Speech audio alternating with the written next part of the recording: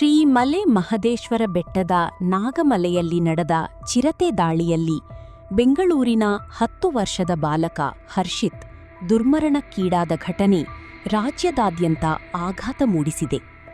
ದೇವರ ದರ್ಶನಕ್ಕಾಗಿ ಕುಟುಂಬದೊಂದಿಗೆ ಬಂದಿದ್ದ ಬಾಲಕ ಚಿರತೆ ದಾಳಿಗೆ ಬಲಿಯಾಗಿರುವುದು ಭಕ್ತರಲ್ಲಿ ಆತಂಕ ಹಾಗೂ ದುಃಖಕ್ಕೆ ಕಾರಣವಾಗಿದೆ. ಈ ಕುರಿತು ಶ್ರೀ ಮಲೆ ಮಹದೇಶ್ವರ ಸ್ವಾಮಿ ದಕ್ಷಿಣ ದ್ವಾರ ಹನೂರು ಕ್ಷೇತ್ರದ ವತಿಯಿಂದ ತೀವ್ರ ಸಂತಾಪ ವ್ಯಕ್ತಪಡಿಸಲಾಗಿದ್ದು, ಇದು ಕೇವಲ ಒಂದು ಕುಟುಂಬದ ನೋವಲ್ಲ, ಸಂಪೂರ್ಣ ಸಮಾಜವನ್ನೇ ಬೆಚ್ಚಿಬೀಳಿಸುವ ದುರ್ಘಟನೆ ಎಂದು ಹೇಳಲಾಗಿದೆ. ಇತ್ತೀಚಿನ ದಿನಗಳಲ್ಲಿ ಕಾಡು ಪ್ರಾಣಿಗಳು ಯಾತ್ರಾ ಮಾರ್ಗ ಹಾಗೂ ಜನವಸತಿ ಪ್ರದೇಶಗಳಿಗೆ ಬರುತ್ತಿರುವ ಘಟನೆಗಳು ಹೆಚ್ಚಾಗುತ್ತಿದ್ದರೂ ನಾಗಮಲೆಯಂತಹ ಸೂಕ್ಷ್ಮ ಪ್ರದೇಶಗಳಲ್ಲಿ ಭಕ್ತರ ಸುರಕ್ಷತೆಗೆ ಸಮರ್ಪಕ ಕ್ರಮಗಳನ್ನು ಕೈಗೊಳ್ಳಲಾಗಿಲ್ಲ ಎಂಬ ಆರೋಪಗಳು ಕೇಳಿಬರುತ್ತಿವೆ.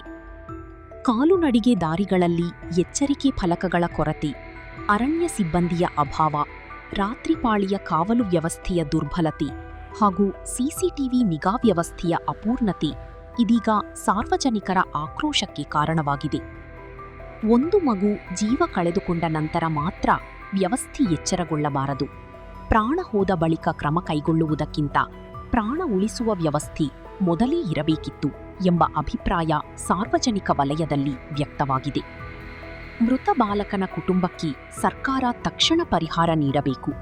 ಜೊತೆಗೆ ಇಂತಹ ಘಟನೆಗಳು ಮರುಕಳಿಸದಂತೆ ಶಾಶ್ವತ ಹಾಗೂ ಕಟ್ಟುನಿಟ್ಟಿನ ಸುರಕ್ಷತಾ ಕ್ರಮಗಳನ್ನು ಜಾರಿಗೆ ತರಬೇಕೆಂದು ಒತ್ತಾಯಿಸಲಾಗಿದೆ.